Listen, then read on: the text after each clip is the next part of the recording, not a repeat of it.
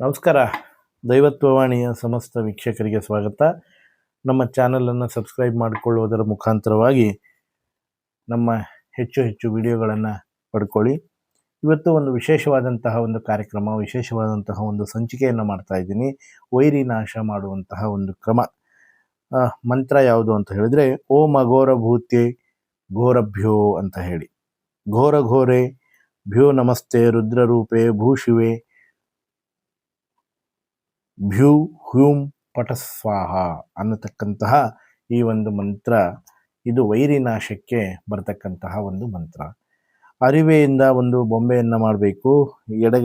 ಎಡಗಡೆಯ ರಟ್ಟಿಗೆ 5 ಕಾರಿಯ ಮುಳ್ಳು ಮತ್ತು 5 ಮದುಗುಣಿಕೆಯ ಬೇರಿನ ರಸದಿಂದ ಈ ಮಂತ್ರವನ್ನು ಮಂತ್ರಿಸುವುದರಿಂದ ವೈರಿಯು ತನ್ನ ವೈರತ್ವವನ್ನು ಮರೆತು, ತನ್ನ ದ್ವೇಷ ಭಾವನೆಯನ್ನು ಮರೆತು ನಿಮ್ಮ ಒಂದು ಪ್ರೀತಿಗೆ ಪಾತ್ರನಾಗ್ತಾನೆ.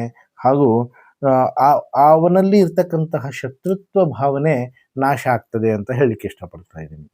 ವೀಕ್ಷಕರೇ, ಇವತ್ತಿನ ದಿವಸ ಸುಮಾರು ಚಾನೆಲ್ಗಳಲ್ಲಿ, ಸುಮಾರು ವಿಚಾರಗಳಲ್ಲಿ, ಸುಮಾರು ಜ್ಯೋತಿಷ್ಯರಲ್ಲಿ, ಸುಮಾರು ತಂತ್ರವಿದ್ಯೆಯನ್ನು ಬಲ್ಲಂಥವ್ರ ಹತ್ರ ಹೋಗ್ತೀರಾ, ತಂತ್ರಿಗಳ ಹತ್ರ ಹೋಗ್ತೀರಾ. ಸರ್, ಗುರುಗಳೇ, ತಂತ್ರಿಕರೇ, ನನ್ನ ಒಂದು ಆಸೆ, ನನ್ನ ಒಂದು ಬಯಕೆ ಏನು ಅಂತ ಹೇಳಿದರೆ, ಆ ಒಂದು ಶತ್ರುವನ್ನು ಮಣಿಸಬೇಕು, ಆ ಶತ್ರುವನ್ನು ನಾಶ ಮಾಡಬೇಕು ಅಂತ ಹೇಳಿ ನಾನು ಸುಮಾರು ಸಲ ಹೇಳ್ತಾ ಇರ್ತೀನಿ.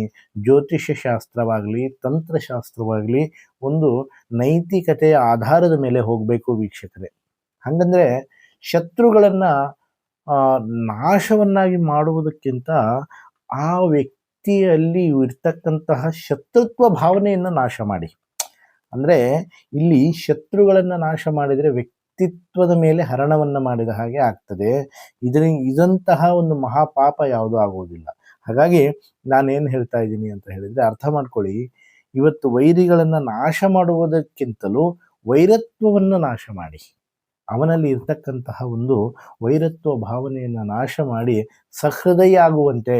ನಿಮ್ಮಲ್ಲಿ ಯಾವುದೇ ರೀತಿಯಾದಂತಹ ಕೆಟ್ಟ ಗುಣಗಳು ಇಲ್ಲಿ ಬರುವುದಿಲ್ಲ. ಆದರೆ ಆ ಮುಂದಿನ ವ್ಯಕ್ತಿ ನಮ್ಮ ಮೇಲೆ ಕೆಟ್ಟ ಗುಣಗಳನ್ನು ಸಾಧಿಸಬಾರ್ದು.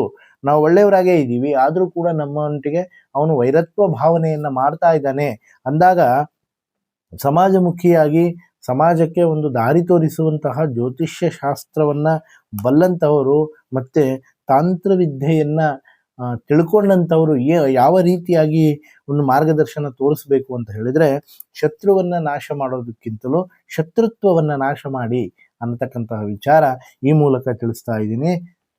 ಹರಿ ಓಂ ಗುರುಭ್ಯೋ ನಮಃ.